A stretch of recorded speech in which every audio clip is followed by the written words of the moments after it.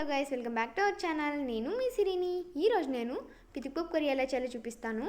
ఈ వీడియో చూసే ముందు మన ఛానల్ ఎవరైనా ఫస్ట్ టైం చూస్తున్నట్లయితే సబ్స్క్రైబ్ చేసుకోండి. అలాగే లైక్ చేసి, షేర్ చేసి, కామెంట్ చేసేయండి. మీరు లైక్ చేయడం వల్ల నా వీడియోస్ మరికొందరికి వెళ్తాయి. ప్లీజ్ మర్చిపోకుండా లైక్ చేయండి. అలాగే మీ బంధువులకి, రిలేటివ్స్కి, మీ ఫ్రెండ్స్కి అందరికీ షేర్ చేయండి. ప్లీజ్ మర్చిపోకుండా లైక్ చేయడం మాత్రం మర్చిపోకండి. ఈ కర్రీ చాలామందికే చేయడం వచ్చు. నేను ఎలా చేస్తానో చూపిస్తారండి. ముందుగా పితికిపప్పుని ఇలా ఒత్తేసి పెట్టుకోవాలి. అదే ఈ పితికిపప్పు అంటే చాలామందికి అర్థం కాదు. అనపకాయలు, అనపగింజల్ని ఇలా ఒలిచేసి పెట్టుకొని నైట్ మొత్తం నానబెట్టేసి దానిపైన ఉన్న తుప్పు మొత్తం తీసేసుకోవాలన్నమాట. ఇలా నేను చూపిస్తున్న విధంగా చూడండి. ఇలా మొత్తం తీసేసుకున్న తర్వాత చూడండి, ఇలా ఒక ప్లేట్ తీసుకొని ఈ ప్లేట్లోకి మొత్తం వేసేసుకోవాలి. విత్తనాలు మొత్తం మేము ఆనపిత్తనాలు అంటాం. చాలామంది చోట్ల వేరే వేరే పేర్లతో పిలుస్తారు. మేము ఆనపిత్తనాలు అంటాం అన్నమాట. పితికిపప్పు కర్రీ అంటూ కూడా అంటాము. ఇప్పుడు అలా ఒక గిన్నెలోకి వేసేసి పక్కన పెట్టేసేయండి. ఇప్పుడు స్టవ్ మీద ఒక గిన్నె పెట్టేసి ఆ గిన్నెలో ఆయిల్ వేసేసి ఆయిల్ బాగా హీట్ అయ్యాక చెక్క, లవంగాలు, జీలకర్ర, ఆవాలు వేసేసి బాగా వేగనివ్వండి. ఆ వేగిన తర్వాత వెల్లుల్లి 4-5 వేసేసి అలాగే ఆనియన్ కూడా చిన్నగా కట్ చేసి వేసుకోవాలన్నమాట. ఇలా ఒకసారి బాగా కలిపేసుకోండి. ఇలా ఒకసారి బాగా కలిపేసుకున్న తర్వాత మధ్యలో మర్చిపోయాను నేను కరివేపాకు వేసేది, అందుకని కరివేపాకు వేసేసాను అనమాట. ఇలా ఒకసారి బాగా కలిపేసుకోవాలి. ఇవి బాగా ఫ్రై అయ్యాక ఒక ప్లేట్లోకి తీసి పక్కన పెట్టేసుకోండి. ఇలా మొత్తం అన్నీ ఒక ప్లేట్లోకి తీసి పెట్టేసుకోవాలి. ఎక్కువ మానివ్వకండి, ఎందుకంటే టేస్ట్ బాగుండదన్నమాట. కొంచెం గోల్డ్ కలర్ రాగానే తీసేసి పక్కన పెట్టేసుకోండి. ఇప్పుడు అదే ఆయిల్లోకి మనం చిన్నగా కట్ చేసుకున్న టమోటాస్ని దీంట్లోకి వేసేసుకోవాలన్నమాట. ఒక మీడియం 2 టమోటాలని ఇలా చిన్నగా కట్ చేసి వేసుకోండి. ఇప్పుడు దీంట్లోకి కొద్దిగా పసుపు వేసేసి ఒకసారి బాగా మిక్స్ చేసేసుకోండి. ఇలా ఒకసారి బాగా మిక్స్ చేసేసుకోవాలి. ఇవి టమోటాలు బాగా మగ్గనివ్వండి, అప్పుడే టేస్ట్ అనేది బాగుంటుంది అన్నమాట. ఇలా ఒకసారి బాగా కలిపేసుకున్న తర్వాత ఇప్పుడు దీంట్లోకి మనము కొత్తిమీర వేయాలన్నమాట. మీ దగ్గర ఉంటే పుదీనా కూడా వేసుకోండి, టేస్ట్ చాలా బాగుంటుంది. నేను పుదీనా అయితే వేస్తున్నాను అనమాట. ఇలా ఒకసారి కొత్తిమీర వేసేసి ఇలా ఒకసారి బాగా మిక్స్ చేసేసి ఒకసారి అలాగే 1 మినిట్ వదిలేసేయండి. 1 మినిట్ తర్వాత పుదీనా వేగి కూడా వేసేసేయండి. ఇలా వేసేసిన తర్వాత దీన్ని కూడా ఒకసారి బాగా మిక్స్ చేసేసి ఇప్పుడు ఇది బాగా ఫ్రై అయ్యాక స్టవ్ ఆఫ్ చేసి పక్కన పెట్టేసుకోండి. అవి బాగా చల్లడానికి గాలికి పెట్టండి. ఇలా నేను ఆనియన్స్ని ఒక ప్లేట్లోకి తీసుకున్నాను కదా, దీంట్లోకి మనము టమోటాలు ఫ్రై చేసుకున్నాం కదా, దీన్ని కూడా దీంట్లోకి వేసేసి గాలికి పెట్టేసేయండి చల్లారే వరకు. ఇప్పుడు మనం ఆనపిత్తనాలు అంటాం కదా, వాటిలోకి వాటర్ పోసేసి ఒకసారి బాగా కడిగేసుకోవాలన్నమాట. ఇలా ఒకసారి బాగా కడిగేసుకున్న తర్వాత ఒక గిన్నెలోకి అన్నీ తీసి పెట్టేసుకోండి. ఇలా నేను చూపిస్తున్నాను కదా, చూడండి ఎంత క్లీన్గా ఉన్నాయో.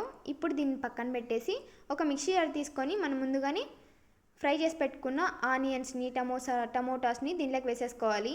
ఇప్పుడు దీంట్లోకి మనము 1 స్పూన్ ధనియాల పొడి అలాగే 1 స్పూన్ కారం పొడి వేసేసుకొని మూత పెట్టేసుకొని మెత్తగా గ్రైండ్ చేసేసుకోండి, పక్కన పెట్టేసుకోండి. ఇప్పుడు అదే స్టవ్ మీద ఒక కుక్కర్ పెట్టేసుకొని ఆయిల్ వేసుకోవాలి. ఆయిల్ బాగా హీట్ అయ్యాక ఆవాలు, జీలకర్ర ఇవి కూడా వేసేసుకోండి, మర్చిపోకండి. ఇలా ఆవాలు, జీలకర్ర వేసేసి అవి బాగా వేగాక కరివేపాకు కూడా వేసేసుకోండి. ఇవి బాగా వేగాక మనము ముందుగానే వాష్ చేసి పెట్టుకున్న పితికిపప్పుని దీంట్లోకి వేసేసుకోవాలి. ఇలా వేసేసుకున్న తర్వాత ఒకసారి బాగా మిక్స్ చేసేసుకోండి. ఈ అనపిత్తనాలు వేసినప్పుడు స్మెల్ ఒక రకంగా వస్తుంది, పచ్చివాసన అనేది. ఆ పచ్చివాసన పోయే వరకు ఈ పితికిపప్పుని బాగా ఫ్రై చేసేసుకోవాలన్నమాట. ఇప్పుడు మూత మూసిపెట్టేసేయండి. ఒక 2 నిమిషాలు మీడియం ఫ్లేమ్లో. కుక్కర్ పెట్టకండి, ఊరికే దాన్ని జస్ట్ ఇలా మూసిపెట్టండి అంతే. కుక్కర్ మూత కానీ లేకపోతే ప్లేట్ కానీ మూసిపెట్టేసేయండి.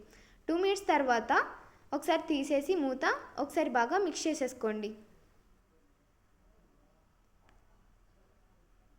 మాడనివ్వకుండా చూసుకోండి, సరేనా? ఇలా ఒకసారి బాగా మిక్స్ చేసేసుకోవాలన్నమాట. ఇవి పచ్చివాసన అనేది వస్తాయి, ఆ పచ్చివాసన పోయే వరకు ఒకసారి బాగా మిక్స్ చేసేసుకోవాలన్నమాట. మధ్యలో ఆలుగడ్డ వేసాను, అది చెప్పేది మర్చిపోయా. మీ దగ్గర ఆలుగడ్డ వేసుకుంటే వేసుకోండి, లేదంటే లేదు. నేనైతే ఆలుగడ్డ వేసేసుకున్నా చిన్న ముక్కలుగా కట్ చేసుకొని. తర్వాత ఇప్పుడు మనము మెత్తగా గ్రైండ్ చేసి పెట్టుకున్న ఆనియన్స్ పేస్ట్ని దీంట్లోకి వేసేసుకున్నాను అనమాట. ఇలా వేసేసుకున్న తర్వాత ఒకసారి బాగా మిక్స్ చేసేసుకోండి.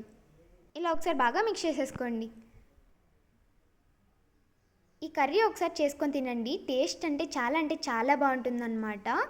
ఒక్కసారి చేసుకొని తిన్నారంటే మళ్ళీ మళ్ళీ చేసుకొని తింటారు, అంత బాగుంటుంది. ఇప్పుడు దీన్ని ఈ మసాలా వాసన పోయే వరకు బాగా ఉడికించాలన్నమాట. మూత పెట్టేసి ఒక 2 మినిట్స్ లో ఫ్లేమ్లో బాగా ఉడకనివ్వండి. చూడండి, ఇలా మసాలా నుంచి ఆయిల్ మొత్తం పైకి ఇలా తేలాలన్నమాట. ఇలా ఒకసారి బాగా ఉడకనివ్వండి. ఇలా ఉడికిన తర్వాత మూత తీసేసి ఒకసారి బాగా మిక్స్ చేసేసుకోండి.